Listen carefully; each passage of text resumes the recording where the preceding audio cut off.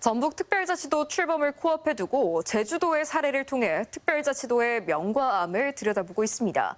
특자도 제주의 양적 성장은 도민들의 삶의 질과 비례할까요? 예측하지 못한 부작용도 적지 않아서 대비가 시급해 보입니다. 박혜진 기자가 따져봤습니다.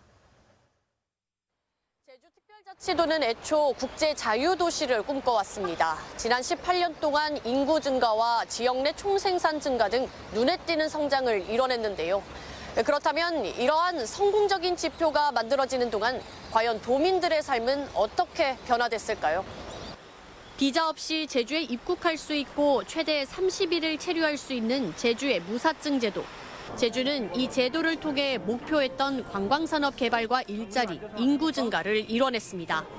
관광객 부분은 1,500만 명 시대로 이렇게 들어가고 있어서 1차 산업이나 2차 산업이나 3차 산업 부분에 다 공통으로 성장됐기 때문에 실제 28만 9천여 명이었던 외국인 관광객 수는 사드 배치 문제가 일어나기 전인 2016년 360만여 명까지 폭발적으로 증가했는데 대부분이 중국인 관광객이었습니다.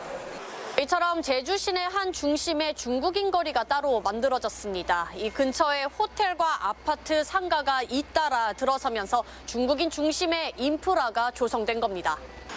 하지만 늘어난 외국인 수만큼 외국인 범죄도 늘었습니다. 지난 2011년 122건에서 이후 꾸준히 증가해 코로나 이전인 2019년 732건으로 무려 6배나 증가한 겁니다.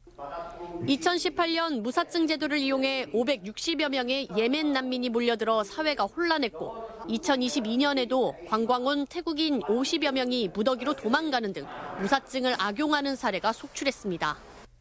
대낮 시내 한복판에서 중국인 8명이 집단 폭행으로 수천만 원을 빼앗거나 음식점에서 흉기로 소동을 벌이는 등 범죄도 끊이지 않습니다.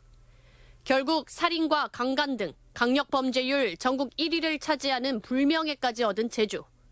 인구 규모와 외국인, 기업은 늘어나는데 이에 대한 대비가 없었던 탓에 고스란히 원주민이 피해를 떠안는 겁니다. 21만여 대에서 70만여 대로 차량이 증가하면서 벌어지는 교통난, 상수원 부족, 쓰레기, 하수처리 시설 부족 등 문제는 속출하고 있습니다. 대형 아파트들이 들어서 굉장히 거기 인구수가 굉장히 많아집니다. 도가 이제 한국말 처리장 이제 증설을 한다고 해가지고 2017년부터 8년 동안 지금 저희가 중설 반대를 하고 있는데 무엇보다 개발을 위한 무분별한 규제 완화로 부동산 투기의 주요 무대가 돼 원주민이 오히려 쫓겨나는 판국입니다. 넥슨이라든가 다음, 한국가스공사, 영어교육도시가 생김으로 인해 가지고 외지에서 사람들이 많이 들어왔죠. 그런 과정에서 이제 집값이 많이 올랐고요. 기존에 있던 분들은 중간에 계속 빠져나갔어요. 전북 역시 외국인 노동력 특례 도입과 개발에 치중한 규제 완화에 집중하고 원주민을 위한 대책은 따로 세우지 않고 있습니다. 새만금의 기업을 유치하면서 폐수 처리는 뒷전인 사실이 최근 드러나 논란이 되는 등 개발에 따른 환경오염에 대한 대책도 부족합니다. 사실은 도민의 삶의 질은 오히려 떨어졌습니다. 강력범죄율이 증가했고요. 근로소득이 전국 최하이고, 그리고 고용이 매우 불안정하고, 대부분 이제 좀 관광 쪽에 그런 일자리들이거나 아니면 서비스업 일자리들이기 때문에. 전북특별법 역시 전북의 개발과 경제 성장에만 초점이 맞춰져 있습니다.